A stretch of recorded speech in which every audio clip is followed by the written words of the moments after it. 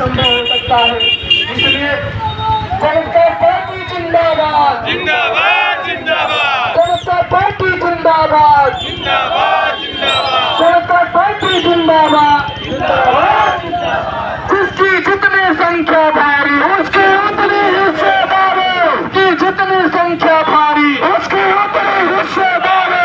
ईद हो या हो धनवा, सबकी शिक्षा एक समान, शिक्षा पे जो खर्चा हो, बजट का 10% हिस्सा हो, शिक्षा पे जो खर्चा हो, बजट का 10वां हिस्सा हो। जिसकी जितनी संख्या भारी उसकी उतनी हिस्सेदारी, जिसकी जितनी संख्या भारी उसकी उतनी हिस्सेदारी। रोटी रोटी दे न सके जो वो सरकार निकम्मी है, जो सरकार निकम्मी है वो सरकार बदलनी है। अभी तो ये अंगड़ाई है, आगे और लड़ाई है। जनता पार्टी जिंदाबाद, जिंदाबाद जिंदाबाद, जनता पार्टी जिंदाबाद, जिंदाबाद जिंदाबाद। तथ्य बदल दो, ताज बदल दो, बेईमानों का राज बदल दो।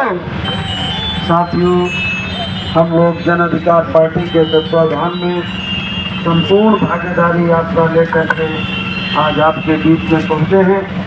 इस यात्रा का मकसद है कि हमारे देश में जाति जनगणना हो और जाति जनगणना के बाद जिस समाज की जितनी आबादी हो, आबादी के हिसाब से उसे हर क्षेत्र में हिस्सेदारी और भागीदारी मिले।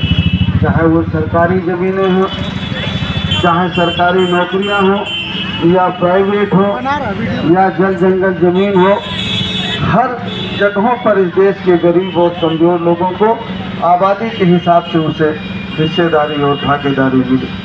साथियों, ये बात हम कोई नई नहीं कह रहे। जो बाबा साहब अम्बेडकर ने संविधान बनाया 26 जनवरी 1950 को लागू हुआ और 26 जनवरी 1950 से ही हमें हर क्षेत्र में समानता का अधिकार है।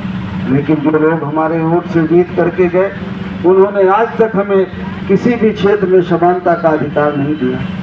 अगर आप चाहते हैं कि हमारे बच्चों को आने वाले समय में हक अधिकार मिले, हिस्सा मिले, जीवन के हर पहलू में उन्हें आगे बढ़ने का मौका मिले, तो आपको अपनी पार्टी जन अधिकार पार्टी को मजबूत करके उसको जिता करके भेजना होगा, तब हमारी समस्याओं का समाधान होगा। हमारा लोग वोट लेते हैं, वोट लेने के बाद जीत जाते हैं और जीतने के बाद हमको 5 किलो अनाज देते हैं, कुछ पैसे देते हैं और जब जीत के चले जाते हैं तो उनका बेटा बेटी डॉक्टर, इंजीनियर और एसडीएम और तहसीलदार बनता है और हमारे बच्चों को चपरासगिरी की नौकरी भी नसीब नहीं होती। इसलिए हम चाहते हैं कि हम भी इस देश को बनाने में हमारा भी योगदान है, तो इस देश के जितने संसाधन हैं उन सब में हमारा और हमारे बच्चों का हिस्सा है, वो हमें मिलना चाहिए।